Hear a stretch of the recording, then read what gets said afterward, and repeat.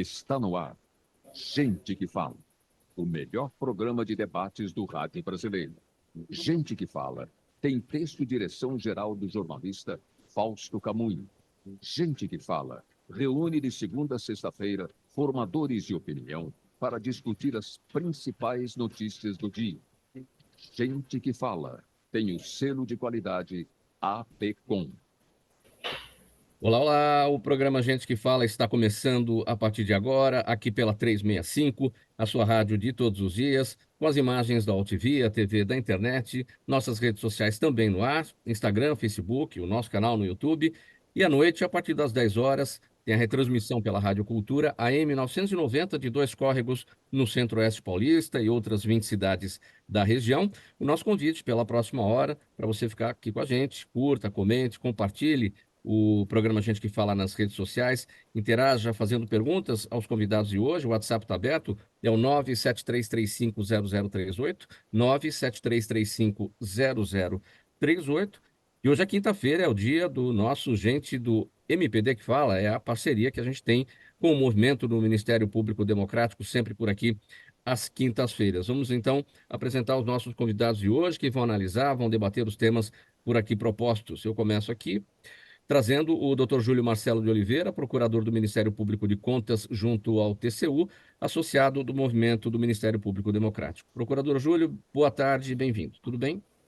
Boa tarde, Mauro. Tudo bem? Um abraço aí a todos os ouvintes, todos que nos assistem, né, pelo YouTube e aos companheiros de painel de discussões hoje. Obrigado pela presença, sempre pela colaboração aqui com a gente. Doutora Marta Geller, mais uma vez na bancada aqui do Gente do MPD que Fala, advogada previdenciária. Tudo bem, doutora Marta?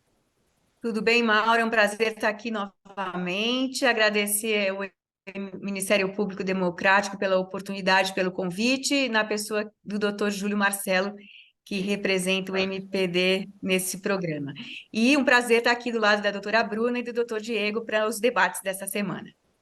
Muito bem, obrigado pela presença. Também com a gente a doutora Bruna Capistrano, advogada, musicista. Obrigado pela presença mais uma vez no Gente do MPD que Fala. Tudo bem, doutora Bruna?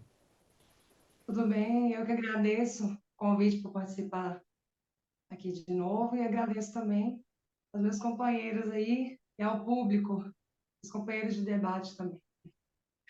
E o doutor Diego Valois, também na nossa bancada, mestre em Direito. Ele é diretor no Centro de Estudos em Integridade e Desenvolvimento, o CEID. Tudo bem, doutor Diego? Bem-vindo. Olá, Mauro, tudo bom? Obrigado pela oportunidade. Agradeço também ao MPD pelo convite e gostaria também de cumprimentar aqui o painel, o doutor Júlio, a doutora Marta, a doutora Bruna, e espero que a gente tenha aqui uma boa troca de informações, a gente consiga agregar aí também aos ouvintes algum tipo de conhecimento adicional. Então, vamos aos nossos assuntos. Ao primeiro aqui de hoje, vamos tratar do seguinte. Olha, pessoal, tem um estudo conduzido pelo cientista político Lucas Novaes, do INSPER, e que foi publicado na American Political Science Review. E esse estudo revelou um dado preocupante. Segundo esse levantamento, a eleição de policiais e militares como vereadores em cidades brasileiras está associada a um aumento no número de homicídios nos municípios que os elegeram, especialmente em áreas mais pobres e com maior concentração de pretos e pardos. A pesquisa, que analisou dados de 2.491 municípios entre os anos de 2004 e 2012, levanta questões importantes sobre o impacto da eleição dos chamados candidatos de lei e ordem na segurança pública. Procurador Júlio, eu começo com você a respeito desse tema. O dado importante aqui, segundo esse levantamento do cientista político Lucas Novaes, do INSPER, em municípios que elegeram PMs como vereadores, o efeito médio foi de 13 homicídios a mais por 100 mil habitantes. O que isso pode nos apontar, nos revelar na sua avaliação?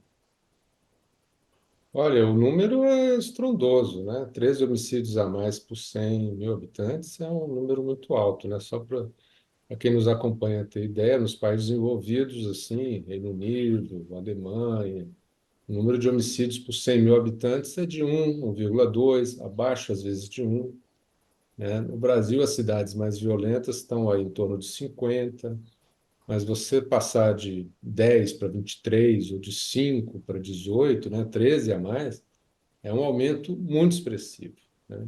A pesquisa ela tem um resultado impactante. Agora, a gente precisa analisar outros aspectos, que eu acho que realmente a questão o Brasil não é um país tranquilo, é um país violento.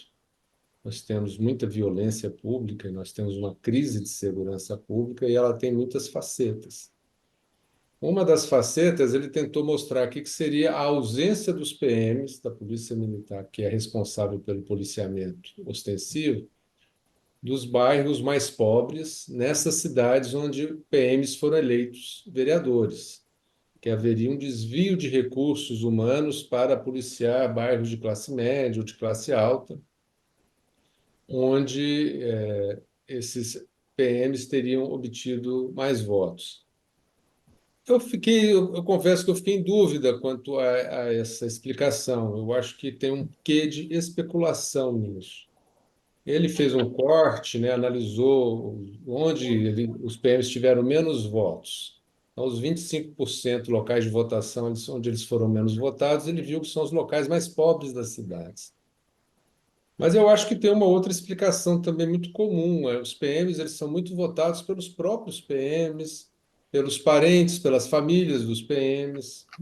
Não é apenas uma questão de ideologia, de lei e ordem, mas é uma questão também corporativa. Essa corporação da polícia, tanto as Forças Armadas e também a Polícia Civil, costuma ter representantes no legislativo e com um forte eleitorado, né, da própria corporação, o que joga realmente esse eleitorado para uma classe média, e não necessariamente para uma classe mais alta.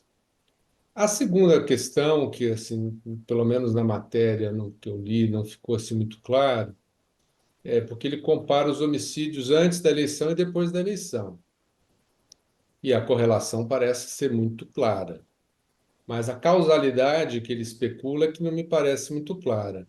Porque, geralmente, a alocação de policiais militares na rua decorre de um mapa de criminalidade. Onde é que estão acontecendo maiores furtos? Onde é que está acontecendo, né, maiores assaltos ao comércio ou às pessoas nas ruas? E geralmente se opta por colocar policiais fazendo, então, uma atividade ostensiva nessas localidades. Mas, de qualquer forma, ele aponta: olha, mas houve um aumento de flagrantes em comparação com a legislatura anterior. Então, eu acho que ele realmente descobriu um problema. Esse problema precisa ter eu acho que estudos complementares para aprofundar a análise da causalidade, para a gente poder identificar qual seria uma intervenção corretiva para que isso não ocorra, né?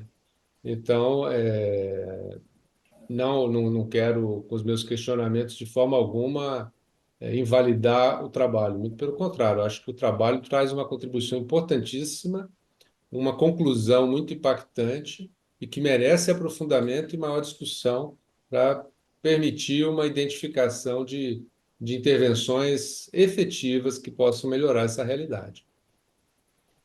As causalidades são importantes aí nesse apontamento. Isso de fato deixa dúvidas. O trabalho é importante, o problema está levantado, né? Mas é como ele mesmo destaca, o Lucas Novaes, os vereadores não têm atribuição sobre a questão da segurança pública, não é a função do vereador. Mas eles, por influência, segundo o Lucas Novaes, poderiam, né, redirecionar o policiamento para as áreas mais ricas, em detrimento das áreas mais pobres. Esse é o ponto que não está muito claro, não está muito correto, porque esse movimento de onde vai ter mais policiamento e menos policiamento depende, claro, de um mapeamento da segurança pública em relação aos locais de criminalidade a partir dos boletins de ocorrência, né? Exatamente. Vamos seguir aqui com a nossa análise. Doutora Bruna. Sim. Eu queria fazer uma consideração, Mauro, com Fala. relação a esse Quem vai primeiro? tema. Doutora Marta, então, vamos lá. Uhum. Porque assim, e a liberação de armas, né, que Sim. aconteceu no governo Bolsonaro e que repercutiu, né, de alguma forma nesse aumento de homicídios, eu imagino. Será que não, doutor Júlio, que essa pesquisa não teria que ter considerado isso também? Tudo bem, ela tinha um foco específico, a pesquisa era a questão de serem vereadores os policiais militares, mas talvez essa conclusão não pode estar sendo prejudicada por conta dessa liberação de armas também. Eu estou numa cidade do interior hoje, que eu passo um tempo aqui e um tempo na capital, São Paulo, e eu vejo, sim, São Paulo, a gente vê que a concentração de policiamento está em função da distribuição de renda e é onde ocorre o maior número de assaltos. Lá eu moro nos Jardins e lá realmente eu não me sinto segura, mas eu vejo que em comparação com outros bairros existe mais policiamento. Mas aqui no interior eu vejo que tem muitos caçadores, pessoas armadas, enfim, a gente se sentia com menos medo. E agora no interior a gente se sente mais exposto, porque existem pessoas que possuem armas e que antes elas não poderiam possuir. Então, isso talvez venha a ser um fator também que a pesquisa aí não considerou, mas que pode ter. E ainda mais assim, a gente já sabe também que tem um componente de racismo por trás. Você vê que a pesquisa diz que são as pessoas nos bairros mais pobres e pardas e negras que são as que são vítimas maiores de homicídios. Então, isso também tem esse componente aí racial, né, que envolve essa pesquisa, eu imagino. Eu só agregaria o seguinte: ele procurou, o Lucas Novaes, comparar cidades com demografia semelhante, né? Então, o efeito da liberação das armas seria igual tanto na cidade que elegeu o vereador quanto na cidade que não elegeu o vereador. E ele não atribui aumento da violência, dos homicídios à violência policial, né? Ele diz apenas que ocorre lá nesses bairros mais pobres o aumento do número de homicídios por falta de policiamento.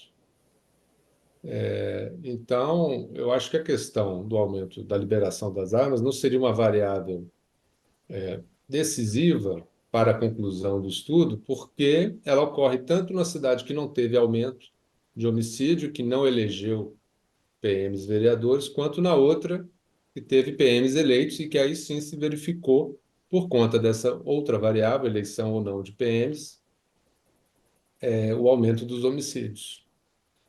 Vamos ouvir o doutor Diego Valois, sua análise sobre esse tema, doutor. Bom, Mauro, assim, eu queria primeiro enfim, adicionar só uma informação para os nossos ouvintes aqui, para os colegas aqui do painel. E não é invalidando, tá, Marta, a sua colocação, muito pelo contrário, até concordo com ela. Eu acredito efetivamente que quando você tem mais, eu acho que a gente vê, enfim, esses crimes, essas situações que acontecem até nos Estados Unidos, né, quando você tem mais armas disponíveis na sociedade, há uma tendência de ter um impacto maior no número de homicídios dessa sociedade. Para mim, isso é uma coisa que é praticamente como 2 mais 2 fosse igual a 4. Né? Eu tenho essa sensação, não que eu analisei isso do ponto de vista científico, mas esse estudo especificamente do Lucas Novaes, ele teve um recorte, né, entre os anos de 2004 e 2012. Então, a gente acaba não podendo considerar muito essa política de armas que foi enfim, implementada aí nos últimos anos, na gestão passada. Só para realmente incrementar, não invalidando seu argumento, porque eu até concordo com ele também, só para a gente colocar esse ponto, tá? Tem a questão de oportunidades também, né? Educação, né? Desculpa te interromper, mas a Não, questão claro, de serem os bairros mais pobres, onde tem uma concentração de pessoas negras e pardas, e onde elas são mais vítimas de homicídio, né? Muito, porque se você for comparar o número de pessoas que estão na população carcerária, você vai ver que não são a maioria negros e pardos, né? Isso é importante a gente falar aqui, né? Que não são. Então, existe a questão de oportunidade à educação e a de estar num bairro onde essas pessoas poderiam ascender, se elas tivessem mais acesso à educação, ascender economicamente e estarem em um bairro onde ela poderia se proteger mais, porque teria mais policiamento, por exemplo. Mas pode falar, doutor Diego, desculpe perfeito, aí a não, interrupção. perfeito, é isso. Eu sempre fiquei à vontade para interromper, a qualquer momento. Bom, e aí eu queria fazer até uma colocação rápida. Eu não consegui acessar o estudo, né? Eu tentei pelo Google, tinha um paywall, eu até tentei fazer o pagamento, não consegui acessar, mas eu fiquei curioso para poder acho que está na página, não me lembro agora, de algum instituto internacional, né, alguma universidade internacional, mas a forma, né, ou seja, a metodologia, né, utilizando dados, pesquisas, o recorte, é algo que eu acho interessante. Então, assim, eu queria primeiro fazer uma consideração do ponto de vista acadêmico, que eu acho que o Brasil hoje, ele assim, não valoriza muito, está um pouco atrasado com relação à metodologia desse tipo de estudo, que analisa números e, a partir daí, tenta relacionar isso com fenômenos sociais. Então, parece que foi isso que ele tentou fazer. Não vi estudo, mas é o tipo de estudo que eu acho que contribui, agrega muito para a academia e para a sociedade como um todo. Acho que um ponto apenas que eu assim, queria chamar, acho que é muito válido, né, o estudo como um todo, ou seja, tentar, e aí eu me agrego um pouco também ao que foi colocado pelo Dr. Júlio, acho que tem que realmente aprofundar alguns pontos, olhar o método, tem que tentar, porque essa é uma associação que às vezes ela estigmatiza demais uma determinada categoria, e aí eu não fico muito confortável com isso, né? Ou seja, estigmatizar determinada categoria, a categoria da polícia militar, e eventualmente isso criar algum tipo de empecilho ou vedação que é inconstitucionalmente indevido, porque todo cidadão tem direito a ser eleito, a eleger e ser eleito, né? Desde que não tenha ali nenhum impedimento previsto também na legislação eleitoral. Então, esse é um ponto, é um ponto de atenção para mim, ou seja, é não estigmatizar uma determinada categoria.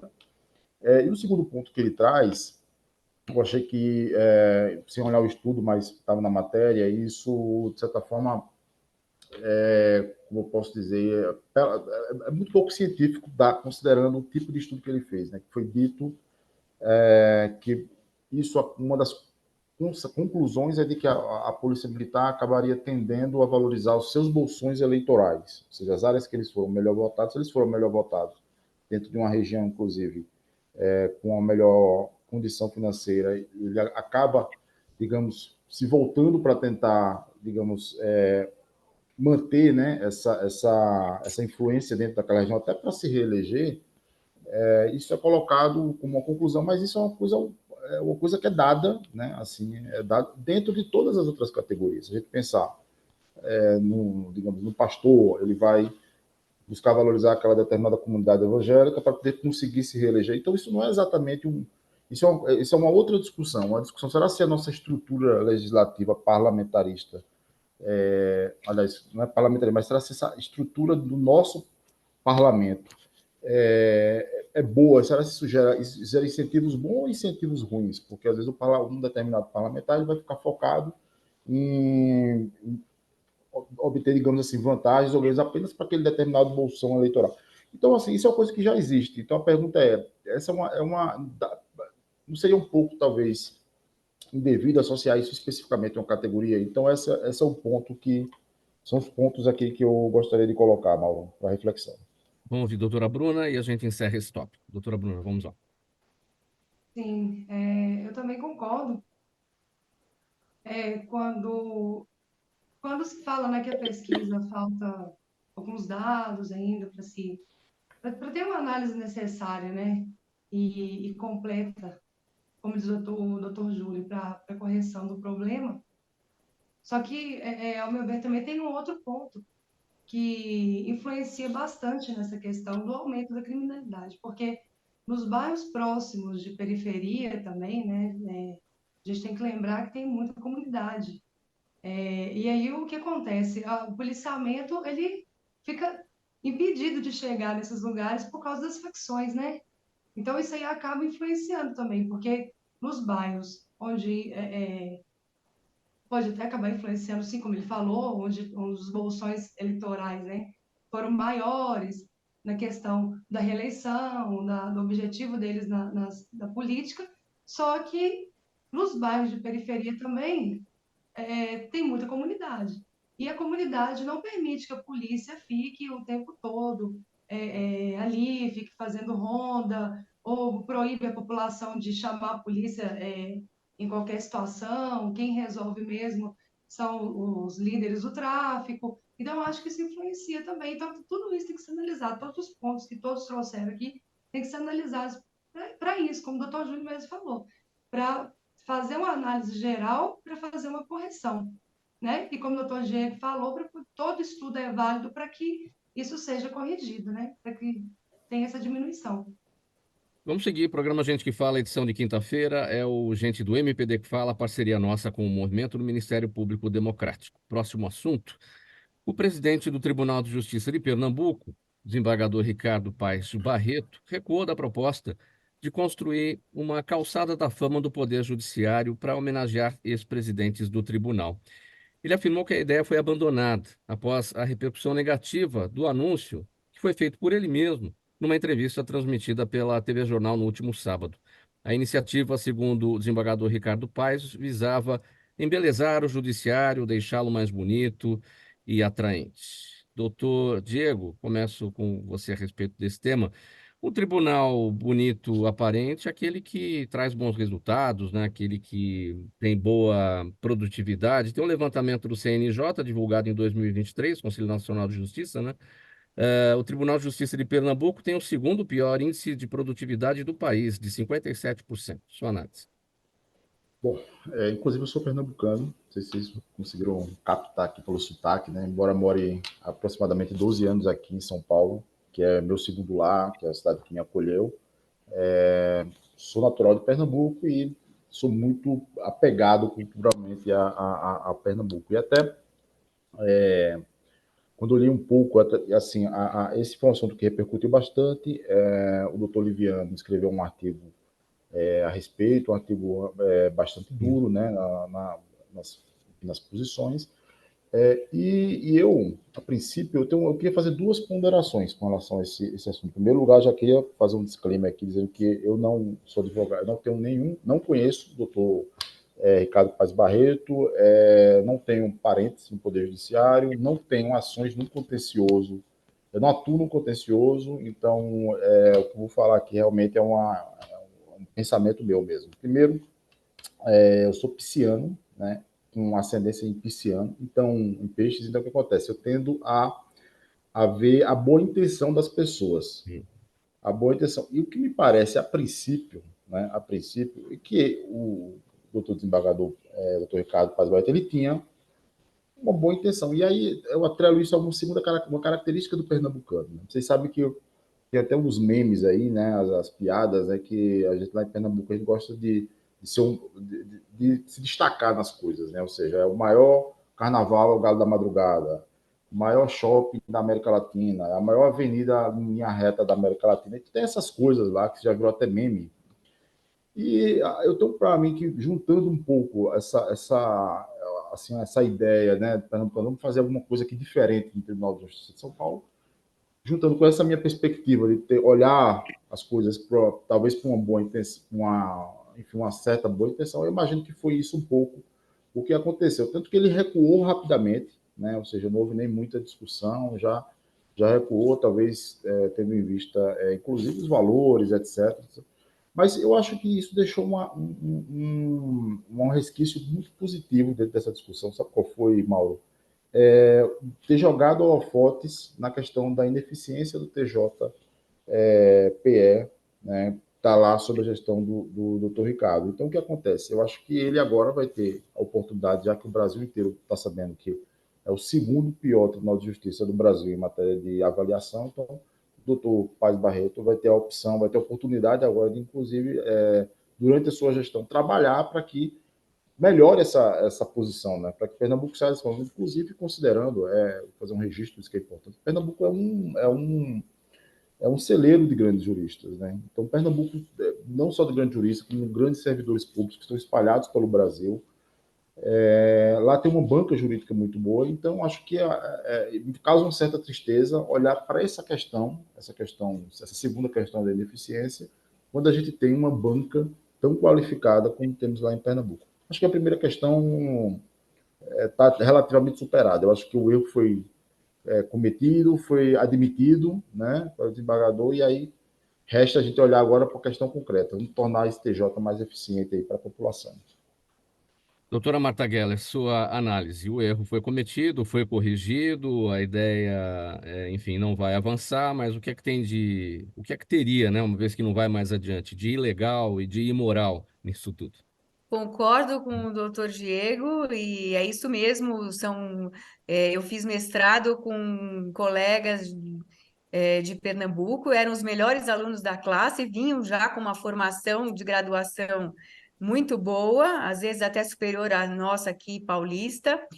E então, assim, realmente eles pediram para que o CNJ abrisse os olhos, se bem que o CNJ já sabia, né, já conhecia esses dados, na verdade, a função seria mesmo tomar providências para que a produtividade do Tribunal de Justiça de Pernambuco já tivesse começando a mostrar a eficiência, né? Porque esses dados não são de hoje.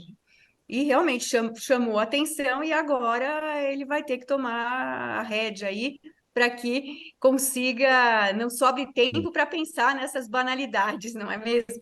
Essa é a minha opinião. Acho que é isso que vai acontecer, e vamos cobrar, né? A população, tanto a local quanto os brasileiros, têm que cobrar, mesmo do Acre, né? A gente vê que o Acre é o pior em produtividade em termos de Tribunal de Justiça. As comunidades locais e o próprio CNJ tem que cobrar que realmente não é só trazer os dados, mas fazer com que esses dados, então, sejam no ano seguinte, no outro ano, melhores, né? Então, a gente pode acompanhar e até trazer aqui no Gente que Fala, no ano que vem ou no outro ano ainda, olhar para esses dados e a gente comentar, para poder fazer com que isso tenha um reflexo efetivo, né, para a população, para as populações locais.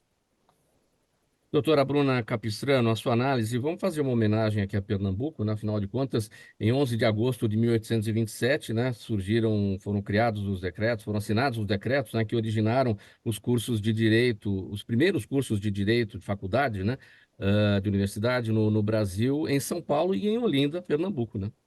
Doutora Bruna. Sim, então, como o doutor Diego falou, né? Primeira faculdade de Direito, o Nordeste em geral, né, se destaca muito em relação à formação de bons juristas através também de ótimas universidades. Eu tive professores, tenho amigos pessoais que são de Pernambuco, tive professores do Nordeste em geral na minha graduação, e eu concordo também com o doutor Diego, quando se fala, quando isso que aconteceu serve como uma oportunidade para que o tribunal melhore todas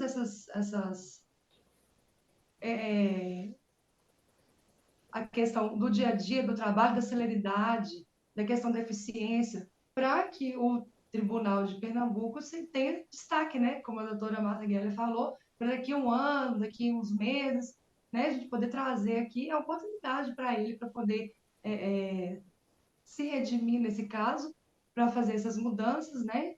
E o Tribunal de Pernambuco se destacar de outra forma. E realmente, eu também, como ele disse, eu acredito, por conhecer um pouco também a fundo o povo, né, do Recife, do estado de Pernambuco, eu também não acredito que ele tenha feito assim, com a má intenção, né?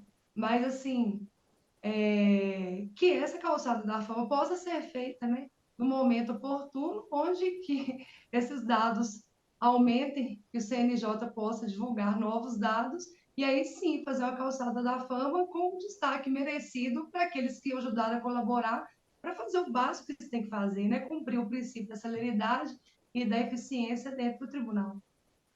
Doutor Júlio. Seu áudio fechado, doutor Júlio. Vamos lá, Perdão, agora sim. eu achei a ideia de uma infelicidade absoluta, né? Mostra, a meu ver, uma desconexão, uma falta de autopercepção, do judiciário, do presidente do Tribunal de Justiça de Pernambuco, com aquilo que é mais importante, né? Pode ser uma boa intenção, mas mostrou um erro crasso, assim, uma futilidade e algo que muitas vezes o judiciário incorre, que é ser vaidoso e autolaudatório, autocelebratório, né? Quando, na verdade, tem um dever de casa importante para ser feito, né? Então, o presidente do TJ, uma ideia que realmente não faz jus à tradição jurídica de Pernambuco, mas com uma preocupação estética e de vaidade de homenagear ex-presidentes, né? Que, ao meu ver, até viola o princípio da impessoalidade, esse tipo de ostentação. Já teve um evento anterior de procurar ter um belíssimo jardim interno, que tinha que ser o jardim interno do Tribunal de Justiça de Pernambuco, que ia ser o mais bonito. Então, eu acho que ele está olhando para o lado errado, infelizmente, né? Ele tem que olhar para as estatísticas do CNJ de produtividade, de eficácia. Nós temos o judiciário, que é um dos mais caros do mundo, né? E o judiciário parece que não se preocupa com isso. Não, como é que nós vamos fazer com que o dinheiro do cidadão, né, por servidor, por processo, tenha maior valor? Como é que a gente consegue dar uma resposta de eficiência para a sociedade brasileira, para a gente custar menos para o povo brasileiro?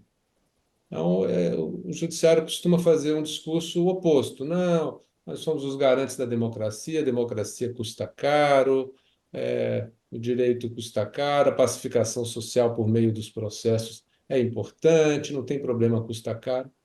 Olha, tem que perguntar para o patrão, que é a sociedade, se tem problema ou não custar caro. Eu acho que esse tipo de iniciativa acaba gerando na sociedade um desgaste de imagem, uma percepção de que, poxa vida, eles estão olhando para o lado errado, né? Não estão valorizando o dinheiro que nós colocamos ali e que é muito todo dia, todo ano.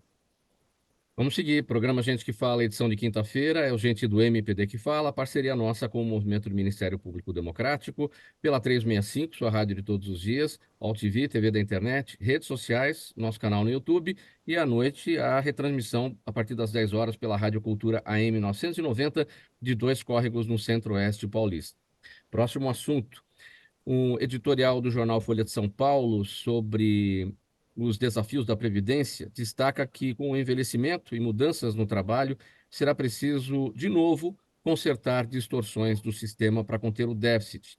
Na opinião do jornal, após 5 anos da última reforma da Previdência, as projeções apontam para crescentes dificuldades no financiamento das aposentadorias e pensões, que são a principal despesa do orçamento federal. As mudanças implementadas em 2019 deveriam economizar cerca de R$ 1 trilhão em uma década e estabilizar o gasto do INSS em torno de 8,2% do PIB até 2040.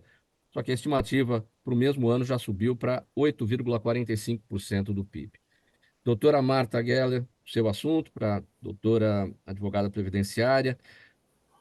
Deu algo errado em 2019, que não foi visto, que não foi bem avaliado, que não foi bem tratado, a ponto da gente já estar próximo de ter uma nova reforma da Previdência, a necessidade disso?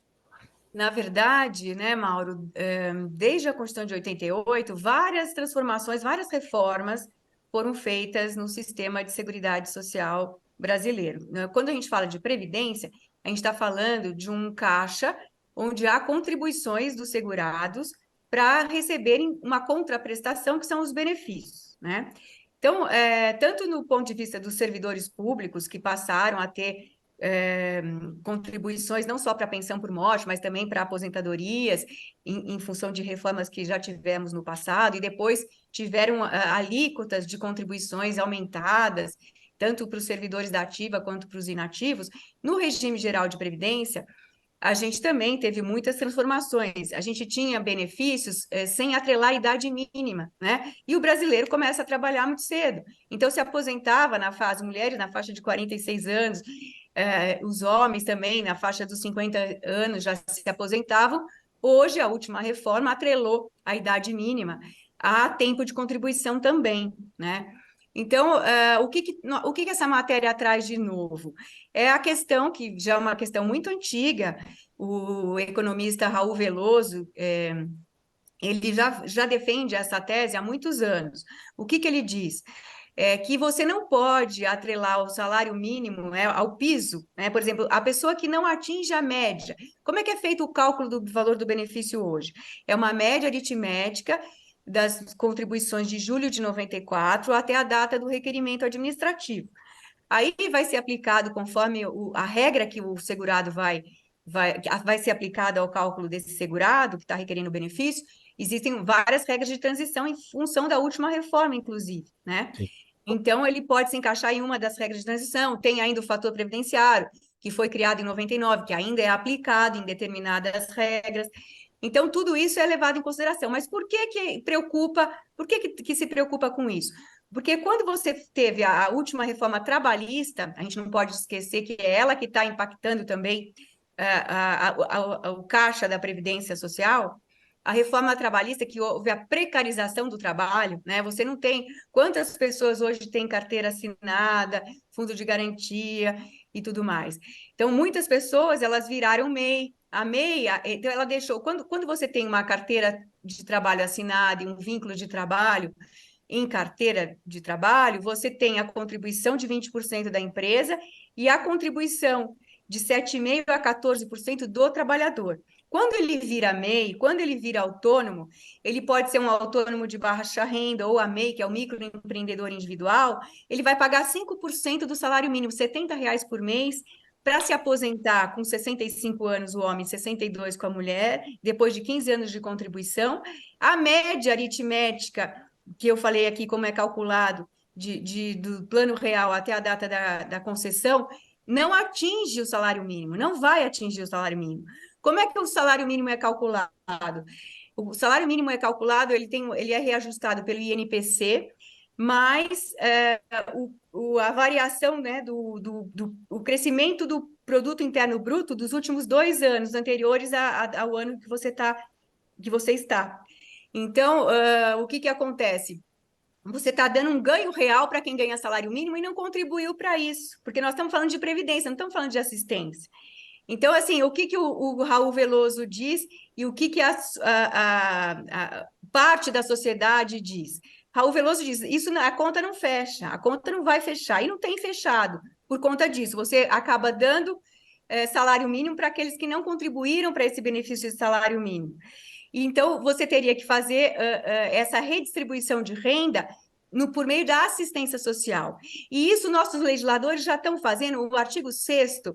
Por que você fala que tem que pagar o mínimo para segurados que não conseguem atingir o mínimo quando você faz essa média aritmética? Porque no artigo 6º da Constituição, eu vou pegar aqui para você, você, quando você divide, porque a Previdência é um dos maiores sistemas de distribuição de renda e de erradicação da pobreza, né? Quando a gente fala em Previdência, é isso.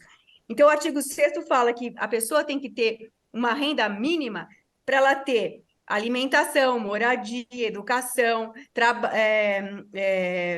vestuário, lazer, tudo isso tem que caber nesse benefício, né? Por quê? Porque quando você fala em aposentadoria, você fala em uma renda que vai substituir a renda desse trabalhador na velhice, vamos dizer assim, porque agora nós temos idade mínima, nós podemos falar em velhice. Então, e agora o artigo 6º, ele já foi alterado, o artigo 6º da Constituição, uma emenda constitucional de número 114 de 2021 já mudou o artigo 6º, exatamente já mostrando que nós estamos caminhando para desvincular o piso da Previdência Social do salário mínimo, porque esse parágrafo único já diz que o brasileiro vai permanecer com direito a uma renda mínima de previdência, né, para ele sair dessa situação de vulnerabilidade social, mas que quem vai dizer isso é a lei que vai regulamentar. Então, se o nosso Congresso Nacional decidir alterar desvincular, né, o piso da Previdência do salário mínimo, a gente vai ter uma próxima reforma, sim. Essa próxima reforma vai mudar a Constituição para dizer que o piso do salário não vai mais ser o salário mínimo, e sim vai ser regulamentado por uma lei, e isso vai acontecer. Aí o que nós vimos, só complementar aqui, que nós vimos durante a pandemia, que a assistência social brasileira ela foi muito importante e ela conseguiu tirar da situação de vulnerabilidade social pessoas que não podiam trabalhar, que não tinham acesso a trabalho e que tiveram aquele benefício de renda mínima. Mas quando você fala em previdência social, você está falando em benefício que alguém contribuiu para ter uma contraprestação. E se essa contraprestação, nessa média aritmética, não atingir o salário mínimo, essa pessoa vai receber um valor Isso estou falando que é o que os congressistas estão propondo. Já existe, inclusive, projetos nesse sentido, né? Então, é assim, vai acontecer, eu acho que em breve vai acontecer. Essa vai ser a bola da vez da próxima reforma da Previdência, Mauro. Essa é a minha opinião. Agora, doutora Marta Geller, o futuro parece bem nebuloso, né? Porque a gente começa a ver dificuldades aí nas próximas gerações para alcançar a aposentadoria, alcançar bons benefícios, a idade para isso acontecer. Pela sua explicação, um dos motivos, a reforma trabalhista de 17 apontou para um lado, a reforma da Previdência de 19 apontou para o outro, porque se a reforma trabalhista desencoraja o emprego com carteira assinada, ou seja, aquele recolhimento do INSS importante todo mês pelo trabalhador, porque ele está precarizado, porque ele é PJ, porque ele é MEI, enfim. Isso está destruindo o caixa da Previdência. E toda vez que fala em reforma trabalhista, se fala cada vez mais em flexibilizar isso, né? Então, qual é a reforma da Previdência que vai adiante se essa reforma trabalhista destrói aquilo que é o fornecedor do caixa da Previdência? Pois na verdade é uma modalidade de trabalho que a nossa CLT ela é muito antiga, ela era de 45, ainda é, né? Então ela vai sendo reformada e remendada, enfim, existe toda essa questão do liberalismo econômico, que também diz que não, as pessoas têm que ser patrões cada um por si, e então criou-se essa precarização do trabalho. Mas o que eu acho que o governo tem que fazer, não pode esquecer, é estimular essas pessoas, mesmo essas pessoas que pagam 5% do salário mínimo, que é R$ 70 por mês, para ter um benefício de um salário mínimo, que é realmente muito vantajoso, porque essa média aritmética não vai dar o salário mínimo. Então, quem fez essa conta? Por que fizeram essa contribuição garantindo a essas pessoas o salário mínimo, né? Então, ou elas têm que pagar por mais tempo, ou vai ter que mudar a idade mínima para continuar garantindo o salário mínimo, ou tem que fazer o quê? Um cálculo atuarial, exatamente isso. Qual é a expectativa de sobrevida do brasileiro?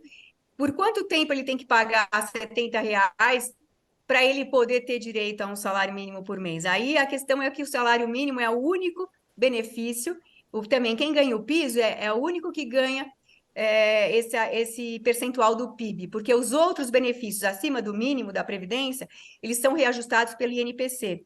E também os servidores públicos, depois da última reforma, e que tem paridade, mas que não recebem um reajuste igual ao dos servidores públicos, também vão ser reajustados pelo INPC. Nós estamos caminhando para uma igualdade, né, entre os diversos regimes de previdência, mas a gente tem que resolver esse problema, essa questão atuarial de garantir como garantir o piso sem ter um estudo atuarial que garanta a saúde financeira do sistema, né?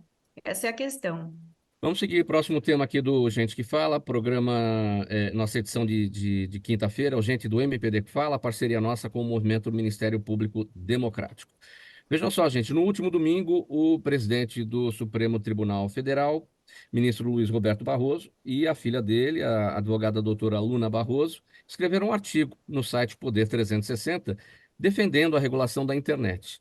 Os autores argumentam que antigamente as democracias eram mais estáveis, com o debate público filtrado pela imprensa, e que, com o surgimento da internet e das redes sociais, impulsionadas por algoritmos gananciosos, o extremismo de direita ganhou voz. Doutor Júlio, eu começo com você a respeito desse tema. Como é que a gente consegue, esse é o desafio, né? Garantir que as redes sociais, de fato, não fiquem sob o controle político de um dos lados, né? Porque cada um que apresenta o seu argumento, a impressão que dá é que quer ter o controle político e aí o outro lado em detrimento, né? Olha, Mauro, eu acho que a abordagem do ministro Barroso, eu tenho profundo respeito e admiração por ele, acho um dos ministros o mais iluminado ali do Supremo, eu vejo na composição atual, o mais ilustrado, mas acho que a abordagem é simplista, para o tamanho, para a complexidade desse problema digital atual. Primeiro que acho que a premissa é falsa, não é verdade que as democracias eram melhores e que não havia discursos extremistas no passado, né? Você tem ditaduras, você teve nazismo, você teve fascismo, você teve comunismo, enfim, extremos de um lado, extremos do outro, que conseguiram, em algum momento, politicamente se viabilizar e não tinha mídia digital e os meios eram esses tradicionais, né? A pessoa tinha que ir para a rua gritar ou distribuir panfleto, distribuir jornal. Então, a premissa, né, dele é falsa. Segundo, que você tinha um monopólio monopólio não, porque não era um monopólio, mas era uma concentração em poucos veículos da formação da opinião pública. Muitas vezes até se dizia o que chamam de opinião pública, na verdade, é opinião publicada. Na verdade, a opinião pública você não sabe, você teria que medir numa pesquisa qualitativa, não pode confundir opinião pública com aquilo que está nos editoriais dos grandes jornais, das grandes publicações. Então, eu acho que ele está sentindo um problema que existe, na verdade. Os algoritmos eles tendem a identificar quais são os perfis das pessoas e fazem isso por meio de pequenos testes aí no Facebook, no Instagram, né? As pessoas testam, se você fosse ministro supremo, com quem você se identifica? Se você fosse um ator de cinema, com quem você acha que você. Né? E com isso eles vão mapeando características psicológicas e formatando conteúdos para direcionar para essas pessoas. E aí a pessoa é identificada como membro de uma bolha e vai receber conteúdos que vão reforçar, agudizar aquela visão. E vai cada vez menos ter acesso a outras informações que seriam contraponto, que permitiriam uma visão mais ponderada ou mais equilibrada sobre um tema. Então, os algoritmos polarizam, né? Eles aumentam o grau de polarização. Isso já está bem documentado, bem identificado. Como combater isso? Né? Não quem é que vai assumir o papel de Ministério da Verdade, que vai dizer o que pode, qual é o limite do que pode, até que ponto uma notícia é fake news ou é uma promessa apenas mirabolante de campanha, né? Desde quando políticos só falam a verdade na campanha, porque sempre mentiram, sempre prometeram o céu na terra e nunca entregaram o céu na terra. Depois que está eleito, recebeu a herança maldita, os problemas são graves, a realidade se impõe, etc, etc. Então, quem que vai ser o tutor legítimo da democracia? Alguém pode se arvorar autoridade moral ou intelectual suficiente para exercer esse papel? Eu acho que a sociedade vai ter que debater muito, né, como tentar neutralizar o extremismo vigente nas redes sociais e pontuando bem que não as redes sociais não foram capturadas pela direita, né? A direita passou a ter mais voz nas redes sociais, mas o mesmo instrumento está aí à disposição da esquerda também, né? E vários parlamentares da esquerda se destacaram até nas últimas eleições como grandes influências, como pessoas capazes de mobilizar também grande massa de eleitores. Então, não existe uma captura por um lado, ela está aí capturada por um extremismo, por uma polarização, porque os algoritmos favorecem isso. Isso tem servido a candidatos tanto da direita quanto da esquerda para a eleição. Quem realmente está sofrendo é o centro democrático, que acha que quer ser ponderado, que é chamado de isentão, de limpinho, né, de que não tem opinião, e aí ele é execrado tanto pela direita quanto pela esquerda, né? São as pessoas que hoje é uma massa invisível de eleitores que não se identifica nem com um lado nem com o outro e que é execrado pelos dois. Doutor Diego, os algoritmos nem precisam ir muito longe, né, para fazer o trabalho de polarização, né? Eles olham, basta eles olharem quem você segue nas redes sociais, que eles já entendem qual é a sua tendência, de qual bolha você faz parte, né? Então, e é diferente, né, do que a gente via antigamente. Para pegar, então, os veículos tradicionais antigamente, antes das redes sociais. Você lia um jornal, lia o outro, comparava os editoriais e formava a sua opinião. Hoje, não, você não forma opinião. Aquele que te aponta aquilo que te interessa, você já vai lá e segue, né?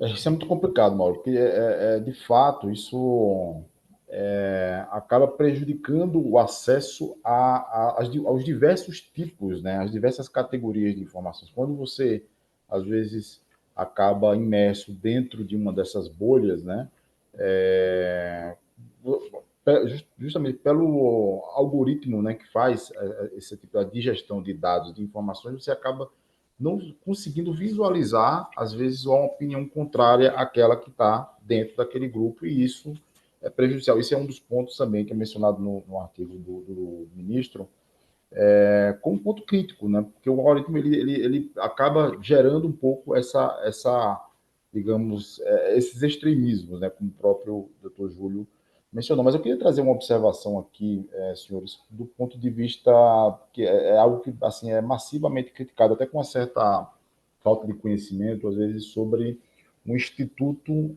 ou, digamos assim, um mecanismo da regulação.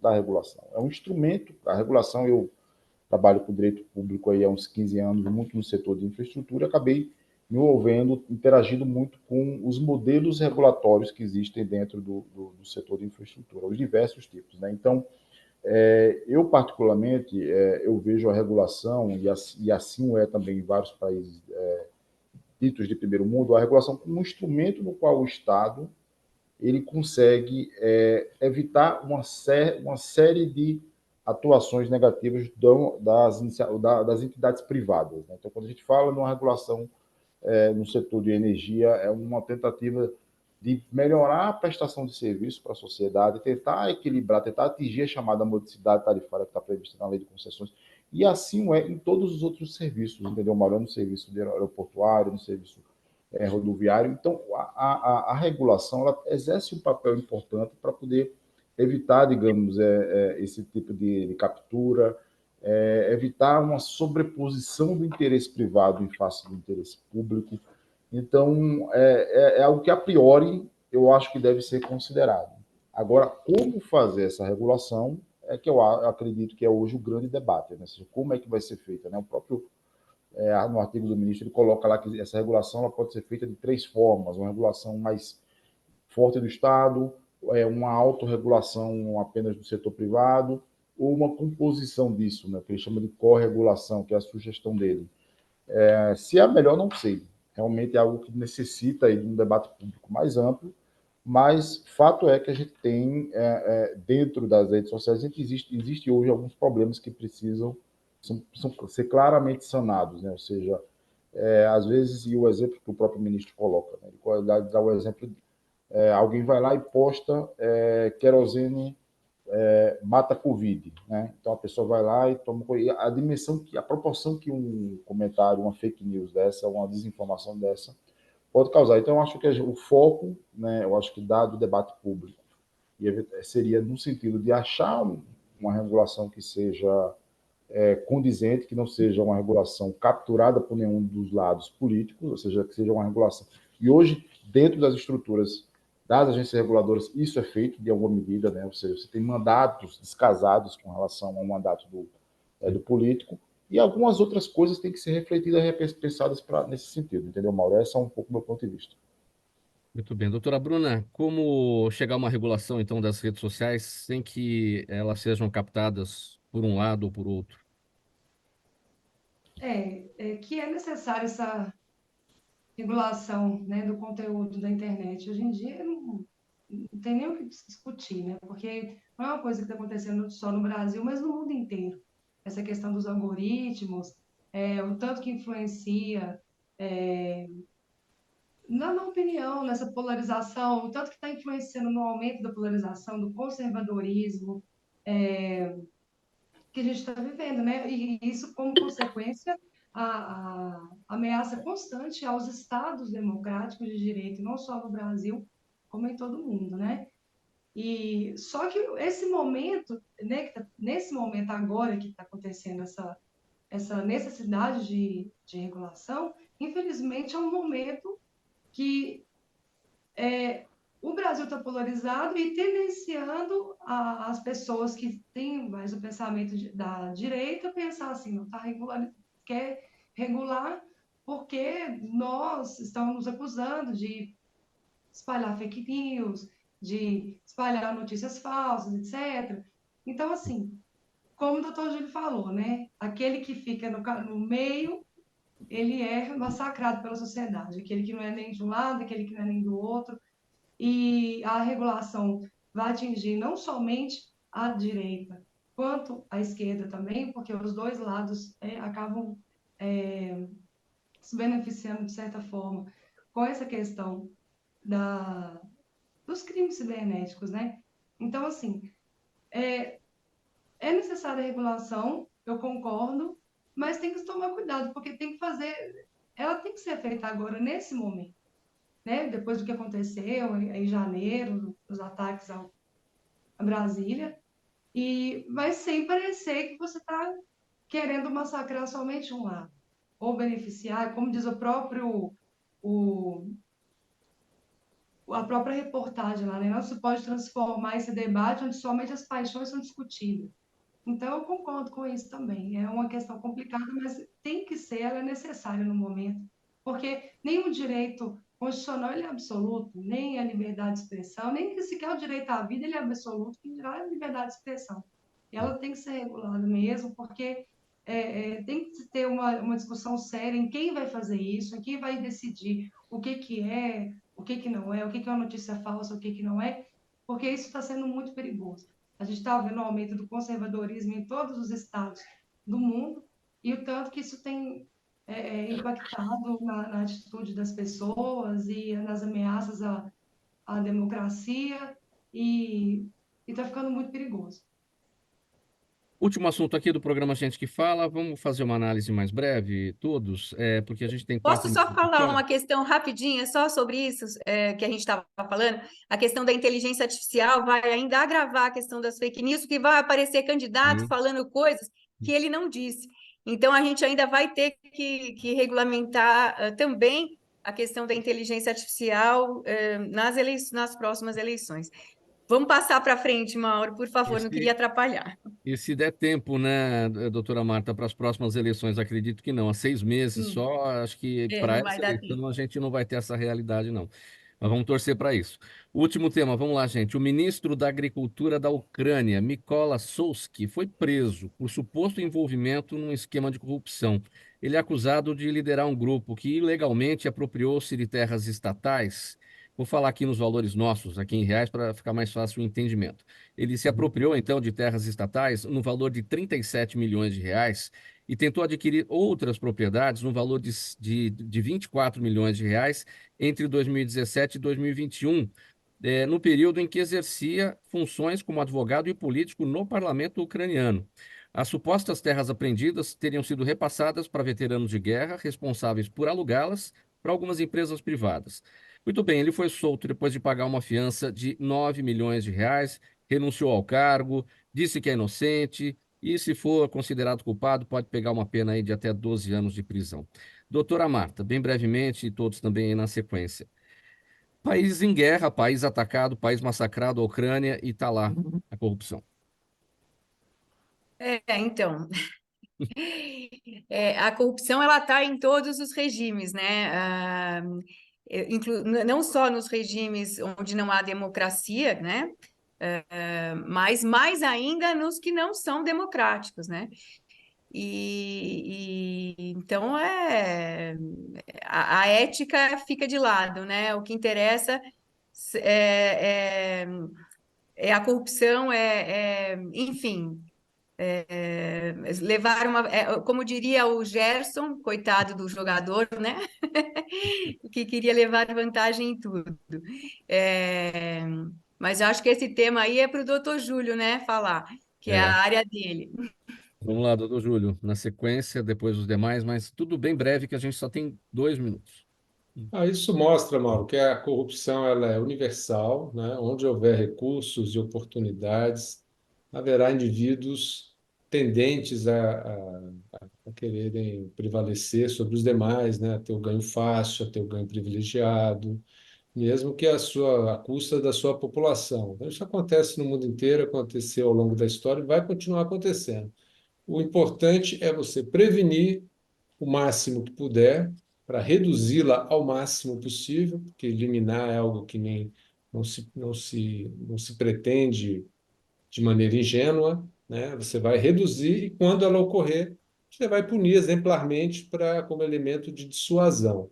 Pelo menos lá a resposta foi rápida, ele foi preso, ele pediu demissão do cargo público e ele agora vai responder o processo. Não sei a duração do processo lá, espero que seja breve, para que isso tenha um efeito de dissuasão, de exemplaridade, que é assim que se pode reduzir corrupção. Doutor Diego. Bom, muito rapidamente aqui, Mauro, só repito o que você mencionou, que causa perplexidade, né? Que o país é massacrado, você tem ali um agente público ali se aproveitando ali de um determinado espaço para conseguir uma vantagem pessoal. O que eu espero, acompanho aí os comentários aí do Dr. Júlio, espero que realmente seja punido exemplarmente, inclusive colocando até como um agravante, né? O fato do país estar em guerra, porque os recursos são sempre escassos, né? E no momento de guerra os recursos são muito mais escassos ainda. Então, que se prossiga aí a seu julgamento, né? Vamos acompanhar. Doutora Bruna, bem breve. Isso, além de atrapalhar a Ucrânia no objetivo de fazer parte, né, da União Europeia, que acaba que uma das condições é o país ficar livre da corrupção, quem sofre mais com isso é a população, né, que já está sofrendo com a guerra, com os refugiados. Eu já fiz trabalho com refugiados no passado, é realmente bem complicada a situação de qualquer tipo de refugiado, né? E essas pessoas, além de sofrer com a guerra, ainda tem que sofrer com a corrupção. E, além de tudo, a questão do ingresso na União Europeia, que atrapalha cada vez mais a Ucrânia, no objetivo que é entrar na União Europeia, no bloco, né?